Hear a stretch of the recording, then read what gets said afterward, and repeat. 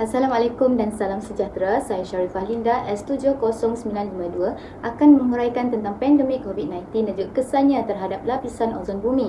Pandemik COVID-19 bermula pada tahun 2019 dan telah memberi kesan besar kepada alam sekitar, termasuklah lapisan ozon. Apabila pelaksanaan lockdown di seluruh dunia menyebabkan pengurangan aktiviti manusia seperti pengangkutan, perindustrian dan juga pembakaran bahan api fosil. Seterusnya, mengurangkan pelepasan gas pencemar seperti nitrogen dioksida dan juga karbon monoksida. Walaupun lapisan ozon biasanya dipengaruhi oleh bahan seperti CFC, pengurangan pencemaran udara ini tidak langsung membantu memperbaiki atmosfera dan juga menyumbang kepada pemulihan sementara kualiti lapisan ozon. Namun begitu, kesan ini tidak kekal kerana aktiviti manusia kembali meningkatkan selepas sekatan ditamatkan. Justru, usaha berterusan seperti penggunaan bahan tenaga hijau dan juga pengurangan pencemaran amat penting untuk melindungi lapisan ozon pada masa akan datang.